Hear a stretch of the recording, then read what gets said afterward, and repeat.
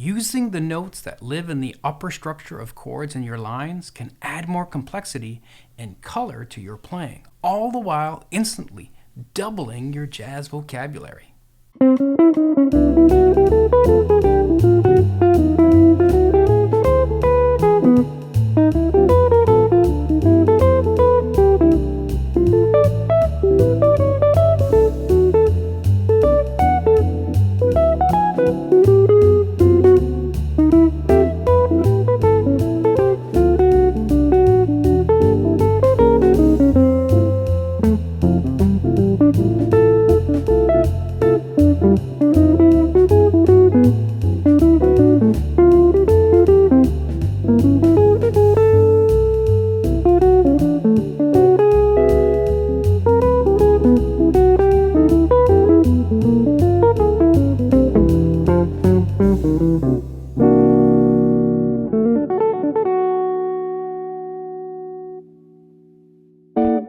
If you're wanting to learn more about what tension notes are and how to incorporate them into your playing, then this lesson is for you.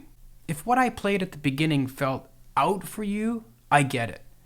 Try listening another 2 or 3 times. It may take a while for your ears to adjust to the new sounds and hearing the logic in the lines.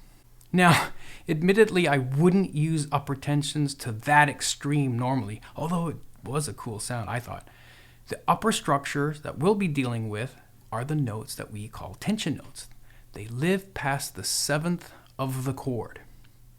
As an example, this C major 7's core notes are C, E, G, B. Above that are the tension notes, 9, 11, and in this case sharp 11, and then 13. These are the notes that we'll be focusing on. In this case, it forms a D major triad. Except for a few chords, tension notes usually form a triad up a whole step from the root of the chord. I should add that the umbrella of upper structures can be any chord layered on top that contains at least one tension note. Adding an A minor triad will produce a C major 13. Adding an A major triad to a C7 chord gets you a C13 flat 9. Adding an E flat minor triad results in a C7 sharp 9 sharp 11 chord. Now, that can be a whole topic unto itself. The upper structure that we'll be concentrating on will always be some variant of the 9, 11, and 13.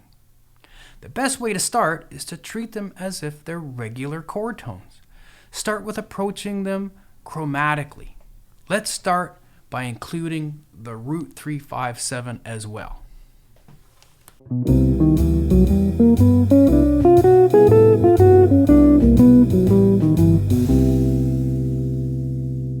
Now, let's try it with just tension notes.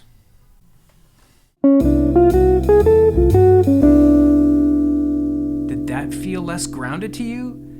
Because we didn't hear the main chord tones like the last example, just using the tension notes alone made it a little harder to hear some kind of a resolution, right? I also didn't play any of the tension notes in the chord. Let's play the same notes, but add the tensions to the chord now.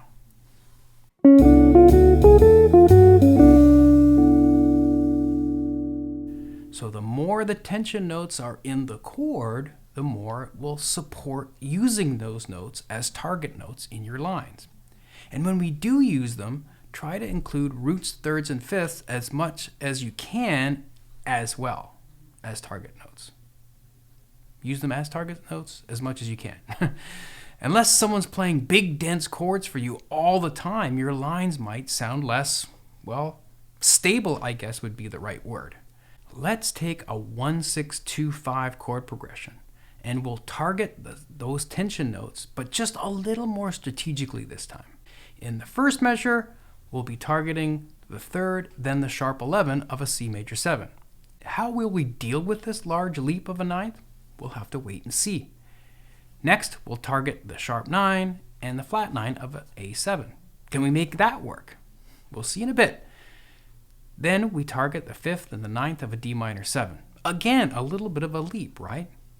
then the 7th followed by the 13th on the G7, and lastly ending on the 9th of the C major 7 chord.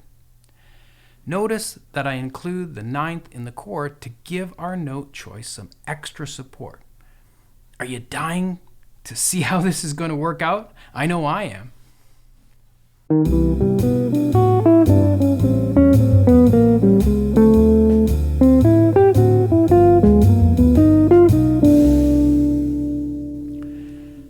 Let's unpack what I played a little.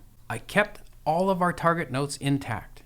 I approached the first target note from a half step below, then I played a part of a super arpeggio leading up to the sharp 11. You can also think of it as an E minor 9 arpeggio if you'd like. If you want to learn more about super arpeggios, I cover that and more in depth in this video on creative arpeggios. I also want to mention, as a general rule, creating lines can often be thought of as a game of snakes and ladders. If you need to get to a note that's far away, use a ladder. An arpeggio will get you there faster. I used a ladder to get from E to the F sharp. Leading into this measure, I approached the target note using 2 chromatic notes. And because the 2 target notes are physically close to each other, I use more chromatic notes, which could be thought of as the snake. Opposite to the ladder, use the snake approach when 2 target notes are close to each other. Matter of fact, this whole area is using the snake approach. Here we have an anticipation of the 5th of the chord. That means we hit our target note early. Then another short ladder approach to the remaining notes of an A minor arpeggio, landing on the 9th of the chord. For G7, another chromatic approach note to our first target note. Then I use a 4-note cell idea that I went super deep in on this video. This cell happened to land nicely on the flat 13. I think of these sort of like an in-between the snakes and ladders. It's like a snake but has built-in leaps. Then a few stepwise motions to land on an anticipated target note, which happens to be the 9th of a C chord. Let's try it again.